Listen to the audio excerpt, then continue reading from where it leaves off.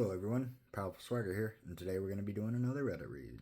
This is another Am I the A-hole? And the title is Am I the A-hole for defending my oldest daughter to my younger children? Really got to know the context in something like this, because when it comes to kids, there's a lot of stuff that matters. You can't just be real general. So I'm actually going to hold back on what I think till I have more context. So let's get into this. I have 3 children with my now deceased ex-husband. My oldest is in her 30s, and my younger 2 are in their 20s. When the kids were all under the age of 14, my ex and I divorced due to his cheating. He also had his mistress pregnant. My younger 2 remained close with their dad and later with the 2 children he had with his mistress, though they never got close to her. While my oldest chose to end her relationship with her father, and the courts allowed this through allowing me full custody of her. When my oldest was 20, their father passed away and his mistress had a breakdown and ended up unable to care for her kids. She later died. My younger kids wanted me and their older sister to take their half-siblings in. I said no to them and told them I could not possibly do it.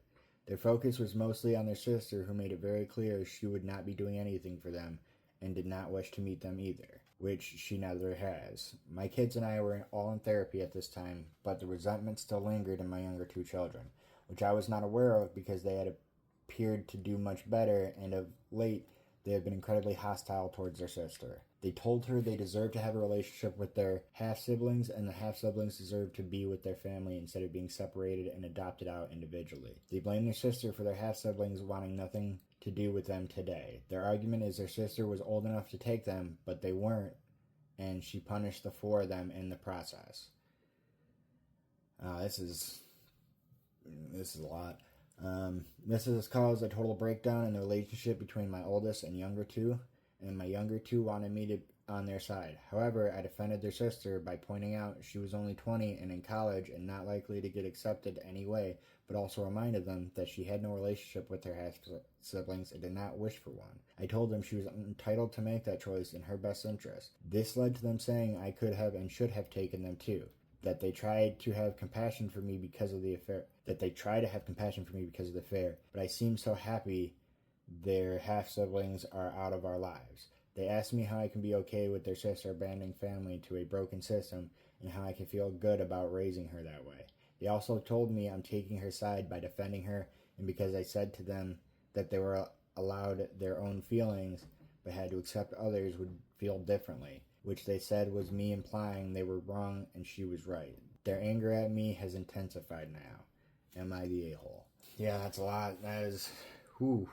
No, I mean, it's especially like taking on the legal guardianship of 2 kids. Like, that's huge for somebody who isn't, a half-sibling with issues with the parent because the parent cheated with the half-sibling's mother. Like, that is so much. And yeah, no, you have a right to not want to have to try and raise children that are technically your siblings. And if you're 20 years old, like, very few 20-year-olds can, I'm blanking on the word, feed themselves, it's not the word I was looking for, but whatever, can take care of themselves to the extent to where they can take care of 2 other children.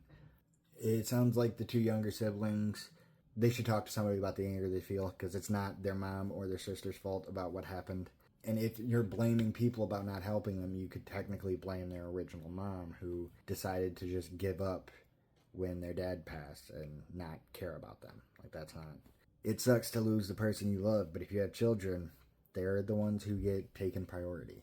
And yeah, I respect the mom for, like, backing up the older sibling. Like, no, she doesn't have to take care of those kids. On the mom side, I'm a bit, like, I get not wanting to take care of children that were born out of an affair that you were directly connected to, but they are the siblings of your children, so you should care to a certain extent about them, because not caring about them means that what's happening right now is happening, and your children start resenting your other children, and they start resenting you because you didn't help. Not saying she has to help, but I do get the stance of the younger children towards their mom about not wanting to help their siblings. I get that to a certain extent, but she had 3 kids herself, so who said she could afford another 2 kids? 5 kids is a lot to take care of and a lot to pay for. Yeah, definitely not the a-hole. The younger siblings need to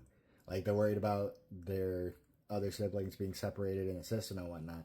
They should be advocating for that not to happen, talking to, people in the system, getting a lawyer, whatever steps they have to do to try and make sure that doesn't happen. So yeah, I'm saying not the a-hole. Let's look at these comments and see what they have to say. Very first comment is a long one.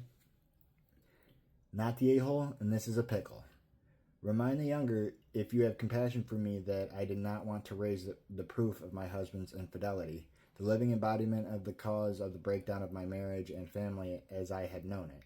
Recognize that your older sister felt very much the same. She felt abandoned by the father she had known all her life and replaced by the very children you wanted her to raise when she was still a child. They were never family to her. Even now, you are choosing those children over her, which only serves to deepen the wound she's carried for all these years. How ironic that you would not blame your halves for wanting nothing to do with you, but you do blame your older for wanting nothing to do with them. You need to recognize that all of you are being incredibly selfish to what you wanted, to what you wish somebody else would have done. None of you are ever going to get the wish, and as long as you harbor ill will towards your older, who was a child herself and completely blameless, you will never have peace. Now you are the ones to make a choice. You can harbor blame, in which case you are guilty of exactly the same crime you accuse others of committing, or you can be the ones to break the cycle.